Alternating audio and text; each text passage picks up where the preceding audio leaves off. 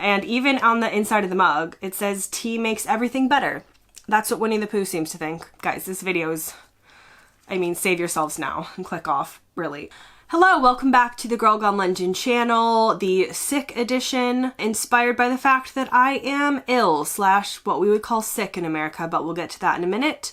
And I thought, how am I going to sit here and film one of my regular videos? And then I realized, I'm not. I'm just gonna go with it. And the bit is that I'm sick, and we can talk about the differences in cold remedies and sickness between the UK and the USA. And before you feel too bad for me, I am not strictly confined to my bed. I did have to lug over a bunch of books and games to stack the camera on top of in order to make this work, but I am more comfortable than my normal filming location, and it just makes sense because I've got my blanket, which is my inspirational blanket, my favorite patch, which says, "May you always reach and grow toward your dreams." This is actually probably too inspirational and banned in the UK, and somehow I snuck it in, but that can be between you and me. Anyway, I don't know if I mentioned this, but there's no script to this one because I'm sick and I can't be bothered. So I've written some things down. I would also like to point some things out. For instance, this is not on the script. However, I do have a lot of cold medicine. This is like not even, I mean, I don't have a family of like 12. This is not even the bulk of it because I live in fear of getting sick. So when it happens, I'm ready. This is a UK product. This is not an endorsement. Lemsip First Action. Now, it says it helps stop a cold early, which I'm accepting that they could probably only say if it was proven in studies. However, you as a consumer would actually never know if it works for you or not because you had no idea how long your cold was going to last anyway. So I'm a little bit dubious. Okay, so let's talk about how people in the UK and the USA talk about illness or recover from colds or illness. First thing on my list is actually to do with children, so I do not take this medication, but there's something called Calpol, which I think I've mentioned in videos before. Calpol is paracetamol for children, which to an American is Tylenol for children, and it is just called Children's Tylenol in the USA. But the reason I mention it is because I feel like Calpol is like seen as the cure-all for every children's illness in the UK, and I had no idea what it was.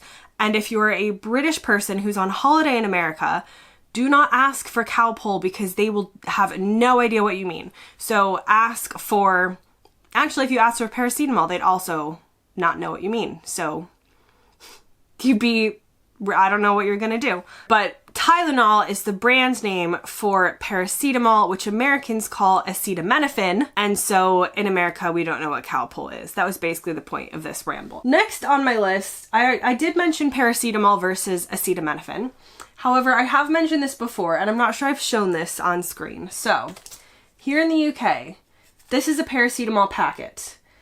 I think 2 of these came in a box. That's the maximum that I could buy in one packet. Perhaps I could buy 2 boxes, but it is limited. In America, you can buy 500 at once. I'm not even sure I've opened this because who needs that much paracetamol? But I do tend to buy things in bulk when I go to the US. So there is a reason why the UK has limited the sale, and it's to do with people using overdoses of paracetamol to harm themselves. In America, that law has not come into place. So yes, this contains 500 caplets. Okay, that's also a funny thing. Guys, this video's, I mean, save yourselves now and click off, really. I feel like here they're called, oh yeah, I could just read the labels. In America, we call them caplets. In the UK, they call them capsules.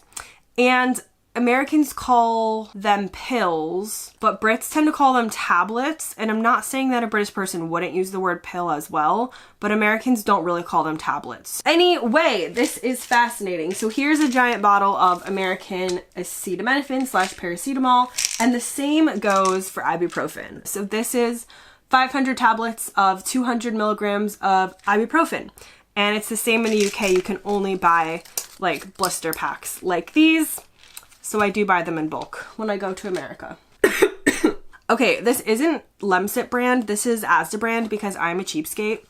But imagine this says Lemsip. It's the same kind of thing. So these British people, oh, There's not any in here for show and tell. So I don't know why I still have the box. But here is what they would call a sachet. And essentially, it's paracetamol and phenylephrine, that you mix into a mug and it comes as a powder. America doesn't really have an equivalent. I know, I looked it up. I really was only exposed to this concept of having like a powder cold medicine in water when I moved to the UK. There's probably something somewhere in America that is kind of similar, but I feel like we mostly go for either the liquid or pill-based medicine and not so much this, which I feel like a lot of people in the UK are going to be really shocked by. Now, my personal feelings on the matter and why I didn't realize that there aren't even any in here is that A, I do not like hot drinks, which we'll get to in a second, and B, I feel like this does nothing. Maybe I've tried it once and I just felt like it wasn't as strong as I wanted. But I feel like this is a very popular British cold/flu medication, taken in your mug with hot water, not really done in the US in the same way. Also, on the topic of hot drinks, this is my Winnie the Pooh mug, which I'm unclear if I've ever used because I don't actually enjoy hot drinks or tea. And that is a very popular way of making yourself feel better from all things in the UK. And even on the inside of the mug, it says tea makes everything better. That's what Winnie the Pooh seems to think. But I don't enjoy it, so it's empty. And I was gonna fill it up and like pretend for the bit like I was drinking it, but I'm not. So this is real life. It's empty. This is just for show and tell to show you that I don't like hot drinks. Except for maybe twice a year I'll have a hot chocolate and that's it. That's me done. Next on my list, if you can even call this a list, in the US, we tend to say that we're sick as opposed to saying that we're ill. Saying that you're ill in the US just sounds like you're trying to be fancy. We would say that we're sick. In the UK though, sick has a different meaning. Typically, being sick in the UK is throwing up, basically. And so I guess if you're, being sick means to throw up. Being sick in the US does not mean that. It means like we would consider that like a cold or flu type of illness, being sick. So that's another language difference to keep in mind. The other thing I wrote down regarding pronunciation, there is an ingredient in some cold and flu medicine, which we'll get to in a second, we'll talk about it, is this ingredient. We pronounce it differently in the US and the UK. In the US, we tend to say something similar to pseudoephedrine, and in the UK, they say something closer to pseudoephedrine, so there's another pronunciation difference for you. Okay, speaking of cold medicines in the UK and the USA, I don't have the full research as I normally do on this, you guys. I'm trying my best to just function. So if you know all of it, please comment below and let us know. However, there are some cold ingredients that are more easily accessible in the US than in the UK, at least until like recent times.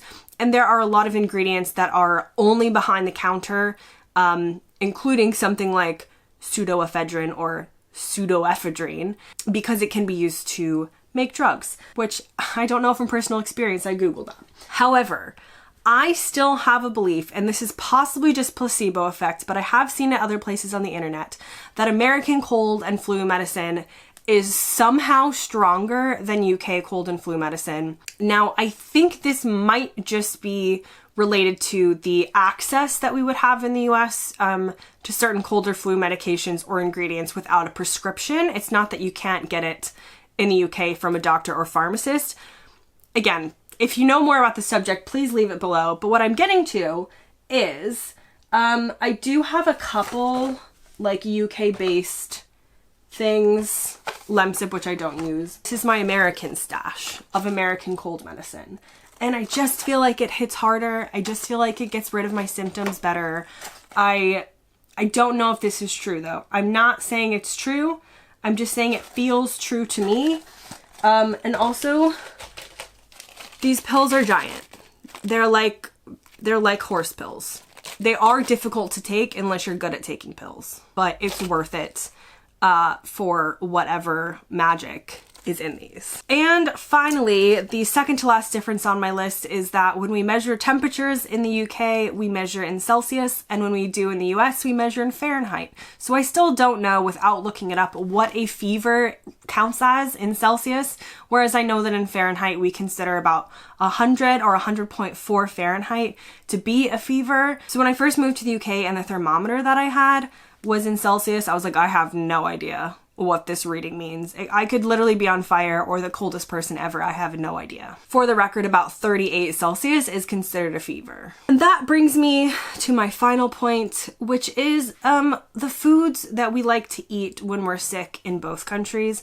Everyone's gonna have like their parents' favorite remedy or like what grandma used to feed you when you were sick. But in the US, it's kind of like a cultural thing that we think of chicken noodle soup as like the cold remedy.